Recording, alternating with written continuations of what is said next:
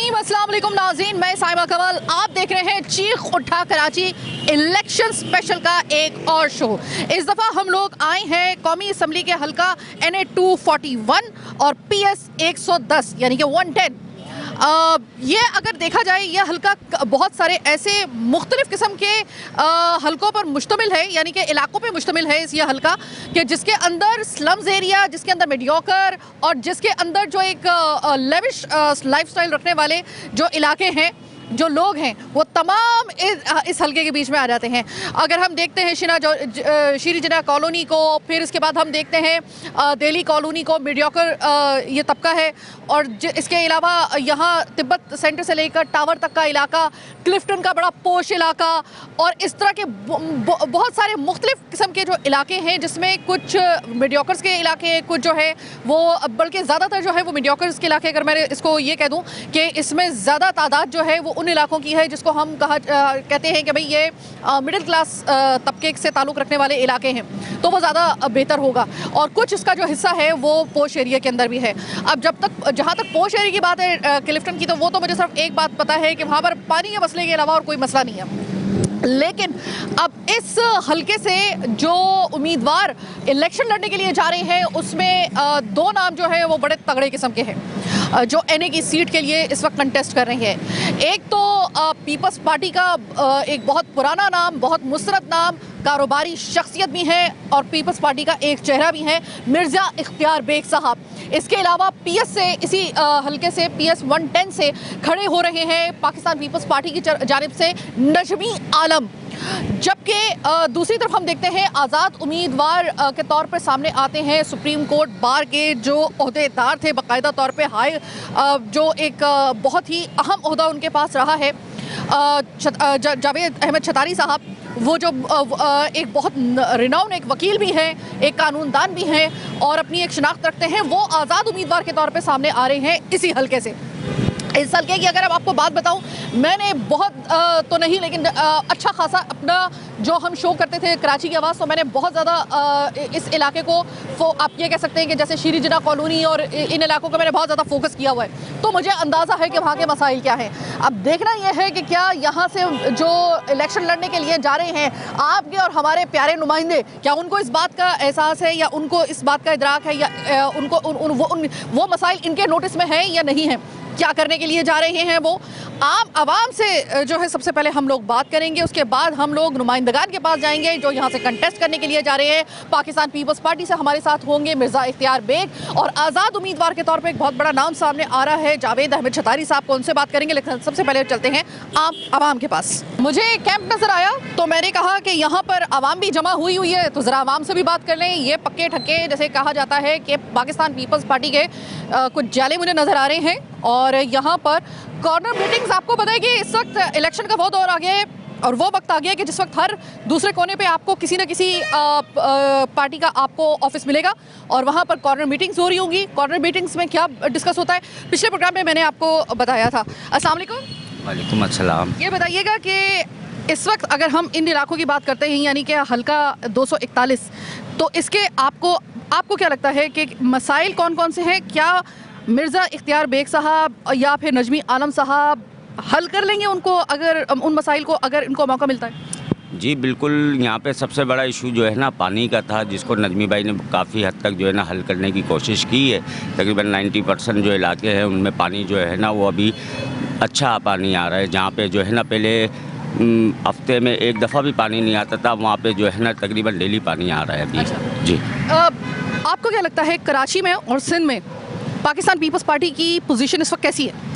माशाल्लाह जिस हिसाब से काम हुए हैं पिछले दौरे हुकूमत में पार्टी की तरफ से, तो इस दफ़ा उम्मीद है कि पहले से ज़्यादा जो है ना इंशाल्लाह सीटें जो है ना पाकिस्तान पीपल्स पार्टी जीत के गवर्नमेंट बनाएगी। इस वक्त मेयर पाकिस्तान पीपल्स पार्टी के यानी मुर्तज़ा वहाब साहब, आप मुर्तज़ा वहाब साहब की 6 महीने की कारकर्दगी से मुतमईन हैं जिसकी बिना पर आप इलेक्शन में इनको वोट देने के लिए कोई हौसला कर सकें? जी बिल्कुल, मुर्तज़ा भाई का जो पिछले 6 महीने का काम है वो पूरा कराची देख रहा है कि जिस हिसाब से तरक्याती काम हो रहे हैं, भले वो जिस एरिए में जो है हमारे चेयरमैन नहीं भी है तो वहाँ पे भी जो है ना बिला तफरीक काम हो रहा है। मुर्तज़ा भाई बहुत अच्छा काम कर रहे हैं अंडर अंडरपास, बाकी रोड्स, बाकी लाइंस, सीवरेज का सिस्टम, पानी का सिस्टम, जदीद से जदीद सिस्टम जो है ना वो कोशिश कर रहे हैं जहाँ पे पानी नहीं पहुँच सक रहा वहाँ पे आरओ प्लांट्स लगाने की कोशिश कर रहे हैं। जो भी उनके पास वसाइल दस्तयाब वसाइल हैं उसके हिसाब से वो सारा काम करने की कोशिश आप क्या कहेंगे पाकिस्तान पीपल्स पार्टी की पोजीशन आपकी नज़र में, जो अभी तक आपने कैंपेन देखी है पाकिस्तान पीपल्स पार्टी की, आपको क्या लगता है? जबकि इस दफ़ा जो है वो बिल्कुल इलेक्शन से कुछ दिन पहले एक अदालती फैसला आता है, पाकिस्तान तहरीक इंसाफ जो एक बड़ी पावर थी, एक पॉलिटिकल पावर, उसको रेज़ा कर दिया जाता है उनका इंतखाबी निशान लेकर। वो अब आज़ाद उम्मीदवार के तौर पे सिर्फ कंटेस्ट कर रहे हैं उनके उम्मीदवार। अब आप मुझे ये बताइएगा कि कितना मुश्किल या कितना आसान होगा पाकिस्तान पीपल्स पार्टी के लिए ये मैदान जीतना? इंशाल्लाह जीतेगी, इंशाल्लाह इंशाल्लाह। आप पाकिस्तान पीपल्स पार्टी की अब तक की 15 साल की कारकर्दगी से मुतमईन है क्या? खुश हैं। तो इस वक्त ये बिल्कुल इस वक्त ये जो कैंप है इसमें आहिस्ता आहिस्ता लोगों की आमद होना शुरू हो गई है और काफ़ी ज़्यादा लोग आ भी चुके हैं, कुछ लोग रह गए हैं। अस्सलाम वालेकुम। आपको लगता है कि पाकिस्तान पीपल्स पार्टी इस दफ़ा इलेक्शन में झंडा गाड़ देगी? बिल्कुल गाड़ेगी। अच्छा जी। आप किस कारकर्दगी की बुनियाद पे कह रहे हैं? क्या मेयर कराची की 6 महीने की कारकर्दगी या फिर पाकिस्तान पीपल्स पार्टी की ओवरऑल सिंध के अंदर 15 साल की कारकर्दगी? ये मैं हमारे ओवरऑल कारकर्दगी की बात कर रहा हूँ। जितना साथ दिया है पीपल्स पार्टी ने, जितना कराची का ख्याल रखा है पीपल्स पार्टी ने, जितना पूरे सिंध का ख्याल रखा है पीपल्स पार्टी ने, उस बुनियाद पे मैं कह रहा हूँ कि सपोर्ट करेंगे लोग और इस बार ज़रूर देखेंगे कि जो साथ देता है उसी को वोट पड़े। इससे पहले यानी 2018 के इलेक्शन में आपने पाकिस्तान पीपल्स पार्टी को वोट दिया था किसी और को? नहीं, मैंने पाकिस्तान पीपल्स पार्टी को ही वोट दिया था। तो क्या मैं ये कह सकती हूँ कि आप शुरू से ही पाकिस्तान पीपल्स पार्टी के जाले हैं और पाकिस्तान पीपल्स पार्टी के वोटर हैं, या कभी ऐसा हुआ है कि आपने किसी और को भी वोट दिया हो? नहीं, पहले हमने जो है वो MQM को वोट दिया था। हमने वो भी देखा, कोई वापस हमारे पास नहीं आता। अच्छा। लेकिन हमने इस बार देखा है कि एक नई सोच के साथ पीपल्स पार्टी आई है और हमारे दरमियान में से ही लोगों को उठा के टिकट्स दिए गए हैं। ये बात सही है। हमारे बिल्कुल दरमियान में से हमारे पड़ोसियों को टिकट्स दिए गए हैं, हमारे जो हमारे साथ बचपन से हैं, जिनके जो जब पार्टियों के नाम भी नहीं पता थे तो तब से हमें इन लोगों के किरदार से वाकिफ़ हैं। तो इंशाल्लाह काम में बेहतरी होगी और पिछली बार से बेहतर इस बार नतीजे होंगे। अच्छा, इस दफ़ा खुसूसियत ये है कि बीबी का बेटा नौजवान बिलावल भुट्टो जरदारी, आपको लगता है कि बिलावल का जो इससे पहले की ज़िंदगी थी वो सारी की सारी मुल्क से बाहर थी, आपको लगता है कि बिलावल ये तमाम तर मसाइल जो इस वक्त जिन गर्दाब में पाकिस्तान इस वक्त फंसा हुआ है मसाइल के, उसको हैंडल करने की पूरी सलाहियत रखते हैं? जी बिल्कुल। बाहर की अगर उन्होंने ज़िंदगी गुजारी है तो वहाँ से एक्सपोजर मिलता है। जैसे आप देखें, उन्होंने हमारे फॉरेन मिनिस्टर बन के काफ़ी सारी चीज़ें उन्होंने बेहतर की हैं हमारे बिज़नेस कम्युनिटी के लिए भी और हमारे मुल्क के लिए भी। ग्रे लिस्ट से एग्ज़िट कराना सबसे बड़ी बात है। तो इस चीज़ को देखते हुए और बिल्कुल जिस ख़ानदान से वो बिलोंग करते हैं, तो अपने घर की बातें तो हर कोई जानता है, तो वो अच्छा है कि वो बाहर की बात भी सीख के आएँ। तो इस के साथ बिलावल भुट्टो काफ़ी एक्सपीरियंस एक कैंडिडेट रहेंगे हमारी तरफ से। तो इसके अलावा बहुत सारे ऐसे आपको चेहरे नज़र आएंगे पाकिस्तान पीपल्स पार्टी ने जिनके ऊपर इस दफ़ा जो है वो उन्होंने समझ लें कि उनको टिकट देके एक बहुत बड़ा इन्होंने रिस्क भी लिया है और एक दाव भी खेल दिया है। अब ये आपको और मुझे डिसाइड करना है कि हमें वोट किसको किसकी बुनियाद पर देना है। लेकिन ये एक अच्छी चीज़ हुई है कि पहली मरतबा इस वक्त पीपल्स पार्टी ने एक शायद ये बिलावल भुट्टो के आने के बाद शायद ये कह सकते हैं कि चेंज आया हो कि आपको पुराने चेहरों के साथ साथ इस दफ़ा नए चेहरे भी आपको नज़र आ रहे हैं इस पाकिस्तान पीपल्स पार्टी ने जिनको वो टिकट दिया है। तो अभी एक अच्छी चीज़ है मेरे ख्याल में कि आपको और मुझे इस चीज़ को वेलकम करना चाहिए। मिर्ज़ा इख्तियार बेग साहब किसी तारुफ के मोहताज नहीं हैं और आप इनको पाकिस्तान पीपल्स पार्टी के एक मुस्तनद एक आप जाले की हैसियत से भी जानते हैं, इनके एक बहुत ही ज़्यादा काबिल भरोसा साथी के हवाले से भी जानते हैं और अरसा दराज से जानते हैं।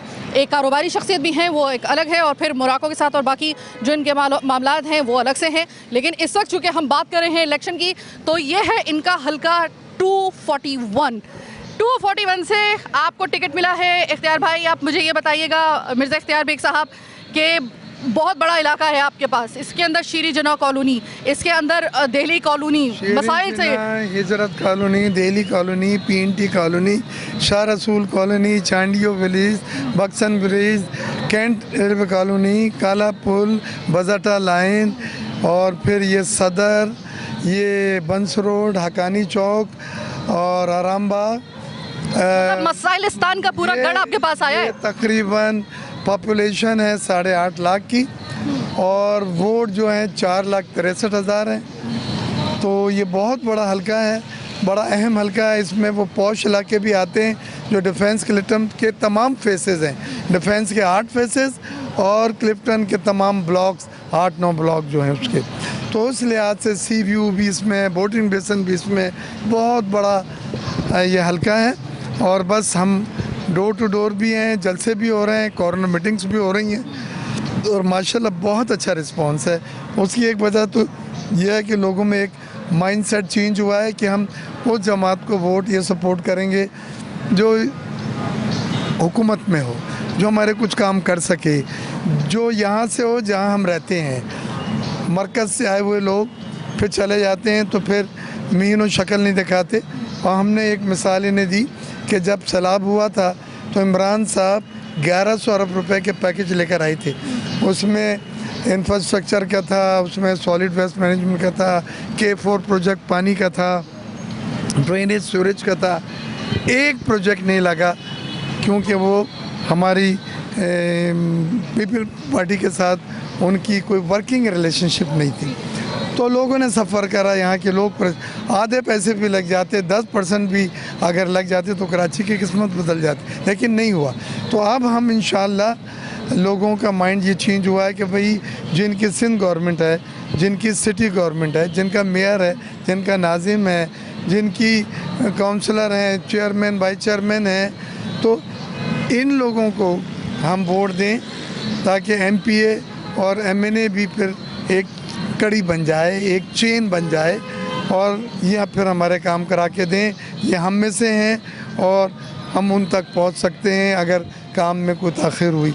तो यह बड़ी अच्छी सोच है, बहुत अच्छा रिस्पांस है। PTI के लिए लोगों में एक बड़ा अनसर्टनिटी है, गैर यकीनी सूरत हाल है। और जहाँ तक सवाल है मुस्लिम लीग नून का, तो ये कहते हैं 4 बार बन चुके हैं। हमने कहा बिलावल साहब को एक बार चांस दें, यंग लोगों को आने दें। बिलावल साहब ने मेरे पास घर आए थे, टिकट जब मुझे उन्होंने दिया तो हमारे बच्चों को उन्होंने कहा जी मुझे हमें दे दें जो बाहर से पढ़ के आए, हम यंग टीम बना रहे हैं। तो हमें ऐसी यंग टीम को एक मौका देना चाहिए। और बिलावल साहब अभी तक नहीं आए हैं और लोग तो 4-4 बार 3-3 बार सब ट्राई कर चुके हैं। तो मैं समझता हूँ एक तो बिलावल साहब को और उनके नामजद नुमाइंदों को, जैसे मुझे उन्होंने टिकट दिया है, मेरी रिक्वेस्ट है कि 8 फरवरी को वोट दे के तीर के निशान पे मोहर लगा के हमें कामयाब करें और एक चांस दें। बिलावल में वो खून है माँ का जिसने एक अजीम लीडर होने का हर तरह से सबूत दे दिया है। मिर्ज़ा इख्तियार बेग साहब, आपने बिलावल भुट्टो जरदारी का जिक्र किया, आपने मोहतरमा बेनज़ीर भुट्टो के साथ भी आपने काम किया, आपने आसिफ अली जरदारी साहब के साथ भी काम किया और अब आप जा रहे हैं बिलावल भुट्टो जरदारी के साथ काम करने के लिए। आपने तीनों को देखा है, क्या ऑब्ज़र्व किया है? आपको लगता है कि क्या बीबी की लेगेसी, जो बाप की यानी कि आसिफ अली जरदारी की सियासी फहमो फरासत, क्या बिलावल भुट्टो जरदारी में मौजूद है या अभी थोड़ा सा आपको लगता है कि उनको ग्रूम होने की मज़ीद ज़रूरत है? नहीं, कोई ज़रूरत नहीं है। वो एक मेच्योर्ड पुख्ता पॉलिटिशियन बन चुके हैं और अभी उन्हें फॉरेन मिनिस्टर की हैसियत से जब वो मुल्क से बाहर गए थे और जो बिज़नेस कम्युनिटी के काम करके वो आए हैं, जिसमें FATF को ग्रे लिस्ट से निकालना, GSP plus duty free European ममालिक से सहूलत का हासिल करना और ये जो IMF का प्रोग्राम है, इसमें उन्होंने बहुत किरदार किया और बाहर अमेरिका, यूरोप में सपोर्ट हासिल की, जिसकी वजह से ये काम हुए। तो वो मैं समझता हूँ मायूस नहीं करेंगे कौम को और उन्होंने हमसे बहुत बातें की हैं और वो ये चाहते हैं कि यंगर क़यादत जो है वो पाकिस्तान में, क्योंकि मेजॉरिटी 60% यूथ हैं, यूथ की नुमाइंदगी इस वक्त सिर्फ बिलावल साहब कर सकते हैं। इस इलेक्शन में अभी कुछ दिन पहले एक अदालती फैसले की बुनियाद पर पाकिस्तान तहरीक इंसाफ का तकरीबन उसको रेज़ा मैं बार बार इस वजह से कह रही हूँ क्योंकि वो वाकई में तितर बितर हो गए। अब आज़ाद उम्मीदवारों के तौर पे उनके उम्मीदवार जो हैं वो कंटेस्ट करेंगे, बैट का निशान भी उनसे ले लिया गया। इस चीज़ का कितना फ़ायदा होगा पाकिस्तान पीपल्स पार्टी को और कितना फ़ायदा होगा मुस्लिम लीग नून को? लेकिन पहली चीज़ तो सच बात यह है कि मुझे इसमें खुशी नहीं है कि उनसे बल्ले का निशान ले लिया। मैं समझता हूँ हर सियासी जमात को जो उनका साइन है, जो रिकग्नाइज है, जिसको लोग जानते हैं, वो मिलना चाहिए और उसके ऊपर उन्हें इंतखाब लड़ना चाहिए। हाँ, उनकी गलतियाँ थी, उन्होंने इलेक्शन इंटर पार्टी सहित नहीं कराया, लोगों ने शिकायतें की, तो सुप्रीम कोर्ट ने कानूनी फ़ैसला किया, आइनी फ़ैसला किया जिसमें उन्हें नुकसान होगा।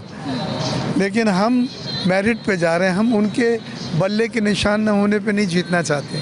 हम जीतना चाहते हैं, जैसे दुनिया मुझे जानती है, मैं कॉलम्स लिखता हूँ, टीवी में आप लोग सुनते रहते हैं, और फेडरेशन ऑफ पाकिस्तान का मैं सीनियर नायब सदर एक्टिंग प्रेसिडेंट रहा हूँ। साइड एसोसिएशन का सबसे बड़ी जो सनती जोन है पूरे पाकिस्तान का, उसका मैं चेयरमैन रहा हूँ। तो बिज़नेस कम्युनिटी का भरपूर मुझ पर एतबार और अतमाद है और बिज़नेस कम्युनिटी के मसाइल भी जानता हूँ, इकॉनमी के मसाइल मैं उजागर करता रहता हूँ, पॉलिसी मेकर्स को बताता रहता हूँ। तो मैं समझता हूँ अगर मुझे लोगों ने वोट दिया और दोबारा लेकर आए और बिलावल साहब के नामजद नुमाइंदे की हैसियत से, क्योंकि मैं आऊँगा तो बिलावल साहब आएंगे, तो मुझ पर उन्होंने ये एतबार करा और बिलावल साहब पे एतबार किया, तो हम मायूस नहीं करेंगे। ये बतलाते हैं हमारा एक क्लीन ट्रैक रिकॉर्ड है, हमारे दामन पे धब्बे कभी भी नहीं रहे। हम हर हुकूमत में रहे, बिज़नेस कम्युनिटी की नुमाइंदगी की और असूलों के ऊपर हमने उनके मसाइल हल किए। तो जब मैं पहले भी एडवाइज़र था तो ऑनरी काम किया था, मैंने एक आना तनख्वाह नहीं ली थी। तो ये सब चीज़ें मैं समझता हूँ, देख के मेरा हक बनता है कि मैं रिक्वेस्ट करूँ कि एक बार का मसला, क्योंकि 2008 में जब इलेक्शन हुए थे, आपको याद होगा, मैं जीत गया था खुशबक के मुकाबले में, फिर वो रिज़ल्ट बदले गए और जिसका मुझे बड़ा दुख है सीट सिलेंडर करने का। लेकिन इस बार इंशाअल्लाह हम अल्लाह ताला के यहाँ देर है, अंधेर नहीं है, तो अपनी कामयाबी का कितना आपको इस दफ़ा यकीन है, जबकि इस वक्त आप कॉर्नर मीटिंग्स भी कर रहे हैं, लोगों से आप ख़ुद भी बिलमुशाफा जो है वो लोगों के पास जा रहे हैं, आप क्या नोट कर रहे हैं कि पाकिस्तान पीपल्स पार्टी के लिए लोगों का दिल खुला है या नहीं? लोगों ने मेरे बारे में कहा कि सर अब हिसाब बराबर करना है। अच्छा, ठीक है। तो आपको लेकर आएंगे हम, ये पिछली जो ज़्यादती हुई थी आपके साथ, उस हिसाब को अब बराबर करेंगे। अच्छा, आप मेरी आपसे भी यही है कि मीडिया का एक बड़ा इम्पोर्टेंट रोल है और आप एक बहुत ही सीनियर जर्नलिस्ट हैं और आपने मेरा पूरा ट्रैक रिकॉर्ड देखा है, पूरा सफ़र मेरा आपके सेल्फ मेड होते हुए मुझे फ़ख्र है कि मैं अपनी मेहनत और बलबूते पे यहाँ तक पहुँचा हूँ। तो ये सब चीज़ें क्वालिफाई करती हैं मुझे कि मुझे मुंतखब किया जाए। आपके सामने एक आज़ाद उम्मीदवार के तौर पे आ रहा है एक ऐसा नाम के जो कि कानूनदान भी हैं, एक बहुत बड़े वकील भी हैं, जावेद अहमद चतारी साहब। वो आज़ाद उम्मीदवार के तौर पे लड़ रहे हैं। आपको लगता है कि आपके मद्दे मुकाबिल उनके अलावा बाकी जितने भी हैं वो आपको टक्कर दे सकेंगे? देखिए, एक बड़ी जमात का होना, एक बड़ी तंजीम का होना आज कल के इलेक्शन में बहुत ज़रूरी है। आज़ाद हो के अपने बलबूते पे, जिसमें आपके पास तंजीम ना हो, लोगों तक नहीं पहुंच सकें आप, तो ज़रा बहुत मुश्किल हो जाता है। तो मैं हकीकी बात तो ये कह रहा हूँ कि आज़ाद उम्मीदवारों के चांसेस बहुत कम होते हैं, क्योंकि जो बड़ी जमातें हैं उनकी एक पूरी तंजीम होती है, उनका वोट बैंक अपना भी होता है, फिर शख्सियात जो उम्मीदवार होते हैं उनकी भी वोट बैंक होता है, तो मिल के वो उनको सीट जिताते हैं। तो लेकिन I wish everyone good luck, मैं सबको गुड लक कहता हूँ। जी जी, थैंक यू। बहुत बहुत शुक्रिया। मिर्ज़ा इख्तियार बेग से हमने बात कर ली। इसी हलके से जो दूसरे कंटेस्टेंट हैं जो कंटेस्ट करने के लिए जा रहे हैं इलेक्शन में, इसी हलके से, वो हैं जावेद अहमद चतारी साहब, जो पहली मर्तबा आम इलेक्शन का हिस्सा बनने के लिए जा रहे हैं, जबकि उनसे पहले इनका जो एक रिकॉर्ड है वो तकरीबन हर इलेक्शन में जो कि बार इलेक्शन होते हैं उसमें भी अपीयर होते हैं और इसके अलावा सुप्रीम कोर्ट बार एसोसिएशन से भी वो मंसूब रहे हैं। तो अब देखते हैं, ज़रा उनके पास चलते हैं कि उनके पास क्या मंशूर है। वो इनके मद्दे मुकाबिल आएंगे तो क्या वो इस बात के लिए तैयार हैं? क्योंकि जाहिर है कि एक आज़ाद उम्मीदवार में और एक बड़ी पार्टी के उम्मीदवार में ज़रा फ़र्क होता है और ये हकीकत है। क्या वो इस फ़र्क को जानते हैं? क्या इस चैलेंज को वो कबूल करते हैं या नहीं करते? प्रोग्राम के अगले हिस्से में जानते हैं।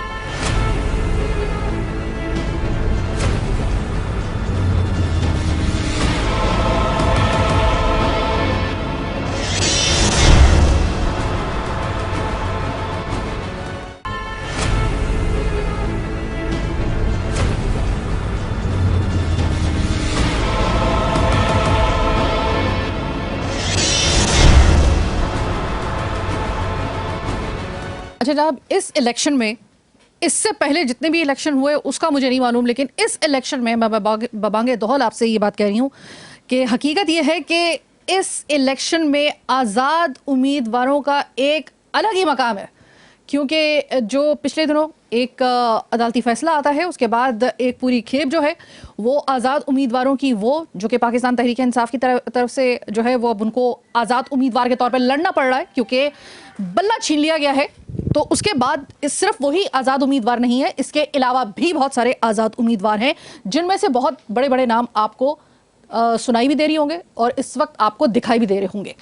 ऐसे में मेरे सामने एक नाम आता है तो मैं कहती हूँ कि यार ये नाम तो मैंने कभी सुना हुआ है और बहुत ही तवातुर के साथ सुना हुआ है। फिर जब मैंने इस नाम की थोड़ी सी जो बाज़गश थी ज़रा उसको हम लोगों ने टैली किया तो पता चला कि भाई वकालत से बहुत बड़ा ताल्लुक़, ना सिर्फ वकालत से बल्कि सुप्रीम कोर्ट ऑफ बार का जो है एक बहुत बड़ा ओहदा भी रखने वाले जावेद अहमद चतारी साहब भी जो हैं वो आज़ाद उम्मीदवार के तौर पर सामने आ रहे हैं। तो हमने कहा ज़रा मौके का फ़ायदा उठाएँ। जावेद साहब, thank you so very much, आपने टाइम दिया। सर, सुप्रीम कोर्ट बार उसका एक अहम तरीन ओहदा आप रखते हैं, यानी कि आपके पास था। मुझे ये बताइएगा कि सर कहाँ एक इतना बड़ा ओहदा और कहाँ इलेक्शन, कहाँ आवाम की खिदमत, कहाँ आपका पेशा वकालत का। ये और बात है कि पाकिस्तान एक वकील नहीं बनाया था, इसमें कोई शक नहीं है, लेकिन सर हालात तो देखें इस वक्त क्या है, आपने इतना बड़ा एक रिस्क क्यों लिया? देखें जी, आऊज़ु बिल्लाहि मिनश शैतानिर रजीम, बिस्मिल्लाहिर रहमानिर रहीम। हमारे मुल्क की जो असम्बलीज़ हैं, इन असम्बलियों को उर्दू में कानून साज असम्बली कहते हैं और अंग्रेज़ी में लेजिस्लेटिव असम्बली कहते हैं। हम गुज़िश्ता 75 सालों से देखते हुए आए हैं कि पाकिस्तान वकील ने बनाया ज़रूर है, लेकिन इसमें कहीं वकालत नज़र नहीं आती और वकालत दूर की बातें, इंसाफ भी नज़र नहीं आता। जिस तरह अदलिया को कंपेल करके, अदलिया को दबाव डाल के जिस तरह मुक़्तदिर लोग फ़ैसले लेते रहे, अगर ये वकील ना होते इस मुल्क के अंदर तो हमारी अदालतें फरमान शाही जारी कर रही होती कि इसको गधे पे बिठा के मुंह काला करके घुमा दो, इसकी नाक कान काट दो, इसको गंजा कर दो। ये वकील हैं जो अदालतों को ज़ाब्ता फ़ौजदारी में रखते हैं, ज़ाब्ते में रखते हैं, उनके हुदूद व क़यूद में रखते हैं, उनको रूल्स रेगुलेशन में रखते हैं। मगर अफसोस की बात यह है कि जिन कवानीन पर वकील चलता है, उन कवानीन के बनाने वालों को, उन कवानीन को फॉर्म करने वाली असम्बलियों को अपने कानून की अलिफ बे नहीं पता होती। अगर हम पूरी दुनिया में चले जाएं, अमेरिका में देख लें, जितने भी लोग हैं, यूरोप में देख लें, जितने इंग्लिश ममालिक हैं वहाँ देख लें, वहाँ पर सियासत करते ही वकील हैं और वकील ही लेजिस्लेटिव असम्बलियों के मेंबर बनते हैं जिनकी तादाद अक्सरियत होती है। हमारे यहाँ पाकिस्तान में इस तरह की कोई रिवायत नहीं है। हालात व वाक़यात ने आज मुल्क के खुदादाद रियासत पाकिस्तान को इस नहज पे खड़ा कर दिया लाके कि अब वकील अपने सर पे मतलब ये ज़िम्मेदारी लेकर मैदान अमल में आ गए। ये हालात व वाक़यात ने बनाया और मैं समझता हूँ कि लेजिस्लेटिव असम्बलीज़ में आज जो मैं देख रहा हूँ कि 90% और 80% जो उम्मीदवार हैं वकील हैं और लेजिस्लेटिव असम्बली, कानून साज असम्बली में जाने की तमन्ना रखते हैं, तवक्को रखते हैं, तो और ये जीतेंगे इंशाअल्लाह आज़ाद उम्मीदवार हमारे। तो ये आके अपने तौर पर अपनी सोच, अपनी लगन के साथ अपनी पार्टी मैनिफेस्टो और मंशूर के पाबंद नहीं होंगे कि उनकी क़यादत ये कहती है कि ये काम नहीं करो, करने वाला काम भी, और उनकी क़यादत कहती है कि ये काम करो जो ना करने वाला हो। उसकी बंदिश से बाहर होता है आज़ाद उम्मीदवार और उसका अपना मैनिफेस्टो और अपनी सोच होती है। उसकी सोच ये होती है कि रियासत पाकिस्तान अलमबरदार बनते हैं, वो जिस रियासत बच्चे रहते हैं, उनकी फैमिलीज रहती है, उनके ख़ानदान रहते हैं और रियासत में लोग रहते हैं। रियासत की काम वही सोच सकता है जिसको रियासत का दर्द हो, जिसके लोग यहाँ रहते हो। ऐसा ना हो कि लीडर तो हमारे यहाँ बहुत बड़े बड़े हैं, हर लीडर एक दूसरे लीडर को ये ताना दे रहा है कि उसके बच्चे बाहर है, उसके बच्चे बाहर है, बाहर सबके बच्चे हैं।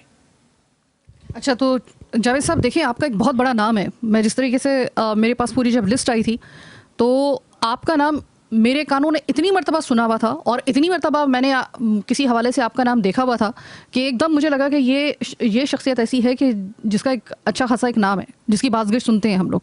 सर, आपका इतना बड़ा नाम है, आपको किसी पार्टी ने अप्रोच नहीं किया कि आप आज़ाद उम्मीदवार के तौर पे ना खड़े हो, बल्कि हमारे शेल्टर में आ जाएं, हमारे एक प्लेटफॉर्म से आप इलेक्शन लड़ें? अगर आपने इलेक्शन लड़ना ही है, आपको आज़ाद उम्मीदवार के तौर पर ही क्यों आना पड़ा?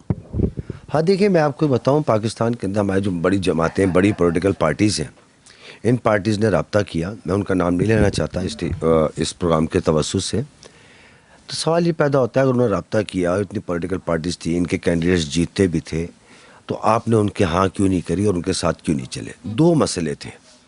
पहला मसला तो यह है कि हर बड़ी पॉलिटिकल पार्टी 2 करोड़ से लेकर 6 करोड़ रुपये टिकट देने के मांगती है।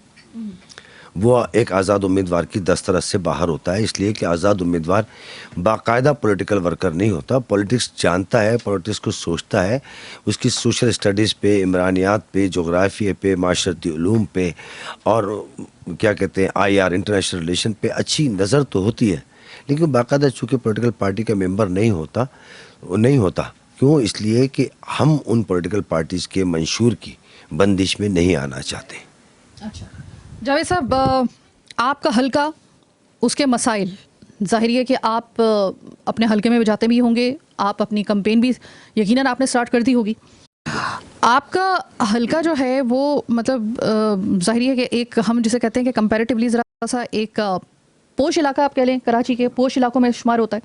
सर, जहाँ तक स्लम्स एरियाज़ की और जहाँ तक मीडियोकर के एक इलाके की बात है, उसके तो मुझे भी मसाइल पता हैं।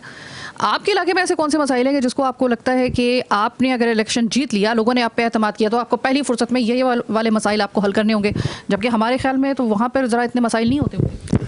हाँ देखिए, इस इलाके के अंदर हम ये कहें ना बात कि पूरा का पूरा पॉश एरिया है, तो ये बात सही नहीं है।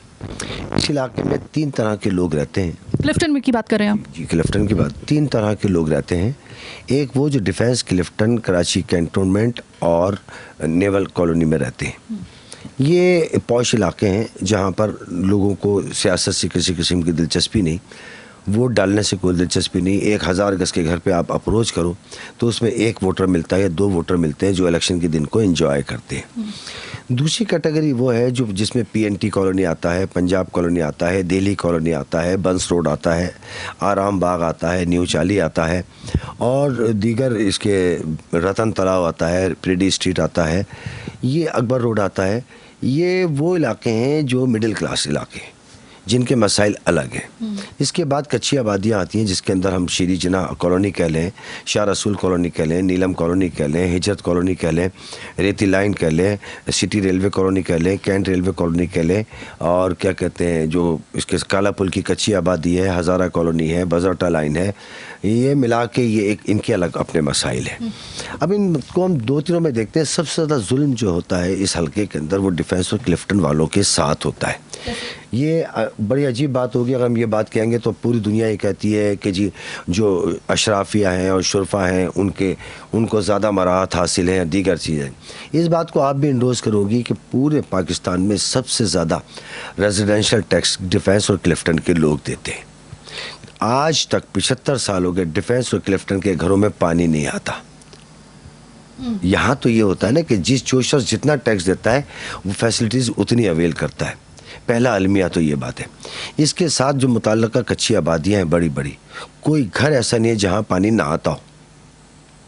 दिल्ली कॉलोनी है, पानी आता है, PNT में आता है, खलीकुज़्ज़मा कॉलोनी में आता है, चांडियो विलेज में आता है, बख्शल विलेज में आता है, उसके बाद क्या कहते हैं नेवल कॉलोनी में आता है, पंजाब कॉलोनी में आता है, बजरटा लाइन में आता है, काला पुल की हज़ारा कॉलोनी में आता है, हर जगह आता है।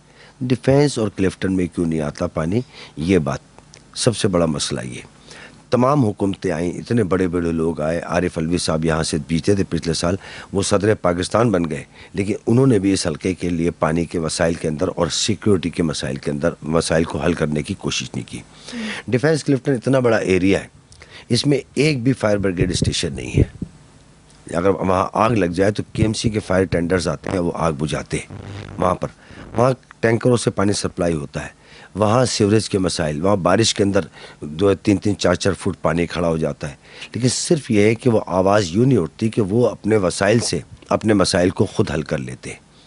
अब आ जाए दिल्ली कॉलोनी का क्या मसला है। दिल्ली कॉलोनी के अंदर जिस बेहंगम तरीके से बिल्डर्स ने उसको फ्लैटों का जंगल बना दिया है, और इंसान और उसके अंदर न जाने की जगह है न आने की जगह है। एक गाड़ी आप लेके गुजर जाए तो 2 मोटरसाइकिलें एक साथ नहीं गुजर सकती, एक गाड़ी तो गुजरना बहुत दूर की बात है।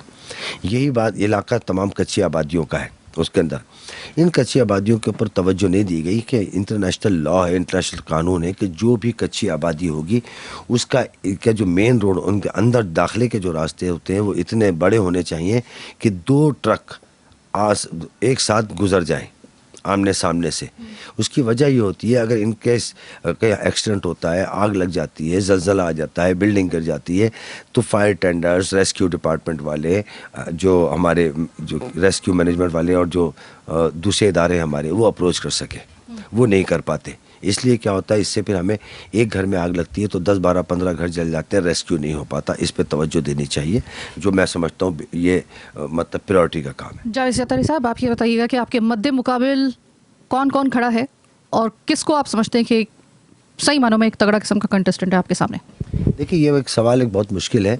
हर आदमी समझता है कि मैं तगड़ा पहलवान हूँ, तो इसका जवाब मैं दे तो देता हूँ आपको, लेकिन आपकी जिस लबो लहजे में आपने सवाल किया उस लबो लहजे में ये जवाब मैं नहीं दे सकता।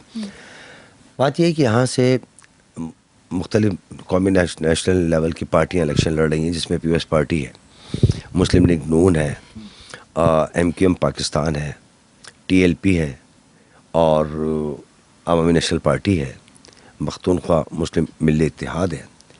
ये पार्टियाँ इलेक्शन कंटेस्ट कर रही हैं। इसमें ऐसा है कि फ़ारूक सत्तार साहब इस हल्के से 2 हल्कों से इलेक्शन कंटेस्ट कर रहे हैं, एक तो NH 241 से और एक तो NH 244 से। 244 का जो सोजाइन टाउन का इलाका है, वहाँ पर जब फ़ारूक सत्तार साहब जाते हैं तो लोग उनके साथ सेल्फियाँ बना के फेसबुक पे, सोशल मीडिया पे डालते हैं। जब डिफेंस कलेक्टर आते हैं तो लोग उनको लिफ्ट भी नहीं कराते, उनसे पूछते भी नहीं है कि इस मरतबा 2 मरतबा तुम्हारे कैंडिडेट्स यहाँ पर जीते, तुमने क्या किया। वो सवाल का जवाब उनके पास नहीं है। पीपल्स पार्टी के जो कैंडिडेट्स हैं, जो रिवायती तौर पर उनको इलेक्शन लड़ रहे हैं, मिर्ज़ा अख्तियार बेग साहब, वो रिवायती तौर पर इलेक्शन लड़ते हैं। वो जीतने के लिए इलेक्शन नहीं लड़ते, इलेक्शन लड़ने के लिए इलेक्शन लड़ते हैं। उसके बाद आ जाए आप मुस्लिम लीग नून के जो कैंडिडेट, एक वर्कर क्लास की खातून है जी, यहाँ पर इनको कैंडिडेट नहीं मिल रहा था मुस्लिम लीग का, उन्होंने कहा बजाय सीट खाली छोड़ने के एक खाना पूरी कर ले। उसके बाद TLP के कैंडिडेट है, तहरीक लब्बैक पाकिस्तान के, उनके हालात व वाक़यात मुझे नहीं पता कि क्या है क्या नहीं है और वो कहाँ खड़े। लेकिन मैं एक बात कहता हूँ कि आज पाकिस्तान की तारीख़ में पहला मौका है जिसमें तमाम पॉलिटिकल पार्टियाँ मुत्तहिद होकर आज़ाद, निहत्ते और कमज़ोर कैंडिडेट से बाजमात मुकाबला कर रहे हैं। और ये मैं समझता हूँ कि ये मुकाबला जब बाजमात करते हैं तो भीड़ हमेशा भाग जाती है और एक तन्हा तनोमंद इंसान और मुकाबला करने वाला मैदान में खड़ा रहता है। और इंशाअल्लाह अज़ीज़ इस मरतबा जितनी पॉलिटिकल पार्टीज़ आज़ाद उम्मीदवारों का मुकाबला कर रही हैं, वो इंशाअल्लाह वाज़ा अक्सरियत से हारेंगी और आज़ाद उम्मीदवार जीतेंगे, क्योंकि लोग अब तंग आ गए हैं। तंग आमद बजंग आमद हमने बहुत देख लिया। 75 साल से आज़ाद मुख्तलिफ़ पार्टियों को हर पार्टी का नुमाइंदा जीतने के बाद अपनी पार्टी का ब्रीफ होल्ड करता है, उनके लिए बेईमानियाँ करता है, उनके लिए काम करता है। आज कराची जो पूरा का पूरा फ्लैटों का जंगल बना हुआ है, ये एक पॉलिटिकल पार्टी के ज़ेर साया बना है। एक सिस्टम चला है कि एक फ़्लैट जो 20 लाख रुपए की कॉस्ट करता है, जिसके अंदर 15 लाख रुपए SBCA को देने पड़ जाते हैं, 10 लाख रुपए KC को और इसको देना पड़ जाते हैं गैस लगाने वालों को। इसके बाद KMC अपना भत्ता अलग ले लेती है। उसके बाद जो हमारे अखबारी रिपोर्टर है, अखबारी रिपोर्टर आप वाले नहीं, वो डमी अखबार वाले, वो आ जाते हैं, उनके भी 5-6 लाख रुपए उनको रखना पड़ता है। जाली सहाफ़ी, जाली साहब नहीं, जाली नहीं के नाम निहाद साफ़ी, नाम नहाद सहाफ़ी कहते तो वो सहाफ़ी है, लेकिन ये आपकी ज़िम्मेदारी है कि उनको सहाफ़ियों की स्क्रूटनी करें कि जिस तरह हमारे यहाँ बचपन से सुनते आ रहे हैं कि उलमाए हक़ भी मौजूद है, उलमाए सू भी मौजूद है, लेकिन आज तक किसी ने उलमाए हक़ और उलमाए सू की फहरिस्त जारी नहीं करी। इसी तरह सहाफ़ियों के अंदर भी जाली सहाफ़ी, नाम नहाद सहाफ़ी और असली सहाफ़ी मौजूद है, लेकिन सहाफ़ी तंजीमों ने कभी भी जाली सहाफ़ियों की, नाम नहाद सहाफ़ियों की और लिफाफा सहाफ़ियों की फहरिस्त जारी नहीं की, जो मैं समझता हूँ उनको करनी चाहिए। बिल्कुल करनी चाहिए। और यहाँ पर मैं एक और चीज़ आपको बता दूँ, हर दिन के साथ साथ जैसे जैसे हम इलेक्शन के करीब जा रहे हैं, बड़े बड़े इनकशाफात होना शुरू हो गए हैं। वहाँ पर जहाँ पर हमें लगता था, जो लोग कहते थे कि हम किसी सूरत में सीट एडजस्टमेंट नहीं करेंगे, हमने देखा कि घुटने उन्होंने भी टेके हुए हैं और चक्कर उनके भी लग रहे हैं। वो कुछ ऐसा है कि पसे पर्दा भी लग रहे हैं और यानी कि सामने से भी आपको नज़र आ रहा होगा, जिसको हम रिपोर्ट कर देते हैं और आपको ख़बर दे देते हैं। कुछ खबरें हम आपको नहीं देते हैं, लेकिन कुछ बाज़गश्त सुनाई दे रही होती है कि फ़लाँ जो है उसका जो है वो मरकज़ पे जाना हुआ है, फ़लाँ जगह पे जाना हुआ है, सीट एडजस्टमेंट तो बहरहाल हो रही है। अब ये जो इतनी बड़ी इस वक्त किसी इलेक्शन में, मुझे याद नहीं पड़ता है, मैंने अपने बड़ों से भी सुना है कि किसी भी इलेक्शन में इससे पहले आज तक इतनी बड़ी तादाद में आज़ाद उम्मीदवार जो थे, मैं कह रही हूँ ना आपको कि इस दफ़ा आज़ाद उम्मीदवारों का एक अलग ही लेवल है। इस इलेक्शन में कुछ हालात इस किस्म के हो गए। पाकिस्तान की सियासत क्या रुख इख्तियार करती है, ये तो आपको इलेक्शन के बाद बनने वाली हुकूमत ही जब वो अपना काम शुरू करेगी तो आपको बताएगी कि वो कितने पानी में है। फिलवक्त आपको ये सिर्फ बता दें कि इस वक्त जब इस वक्त ये प्रोग्राम, अल्लाह करे कि जिस वक्त ये मेरा प्रोग्राम चल रहा हो तो कोई ऐसी अनहोनी ना हो जाए कि इलेक्शन जो है वो पोस्टपोन्ड हो जाए, क्योंकि हमें भी हर लम्हे इसी बात का खदशा हम लोगों को रहता है। कुछ पता नहीं है, कोई भी बहाना किया जा सकता है, कुछ भी हो सकता है। ये पाकिस्तान है, ये पाकिस्तान की सियासत है, ये पाकिस्तान के इलेक्शन है, कुछ भी हो सकता है। लेकिन जिस दिन ये इलेक्शन हो गए, उस दिन जब आम आवाम ने अपना किरदार अदा कर दिया वोट देकर, उसके बाद एक बात याद रखिएगा कि हमने ना कोई जमात, कोई सियासी जमात, कोई आज़ाद उम्मीदवार छोड़ा नहीं है जिससे हमने बात ना की हो। हमें सबके वादे वईद याद हैं, हम याद करवाएंगे उनको, उसकी फ़िक्र आप मत कीजिएगा। ये हम अपना काम बहुत अच्छे खुश असलूबी से हम लोग करेंगे, लेकिन आपने अपना काम करना है और इलेक्शन के दिन निकलना है। इलेक्शन को आपने वेलकम भी करना है और इलेक्शन वाला दिन आपके तमाम तर ज़ख्मों पर जिन्होंने ज़ख्म झड़का है उसका बदला लेने का भी दिन है। आप अपने बदले ले सकते हैं सिर्फ अपना एक सही वोट कास्ट करके। तो लिहाजा वोट वाले दिन, जिस दिन आप वोट कास्ट करने के लिए जाएं, तो खुदा के लिए बहुत ठंडे दिमाग के साथ और बहुत हाजिर दिमागी के साथ अपना वोट कास्ट कीजिएगा। फिलवक्त मुझे आज के प्रोग्राम से दीजिए इजाज़त। अल्लाह ने के बाद।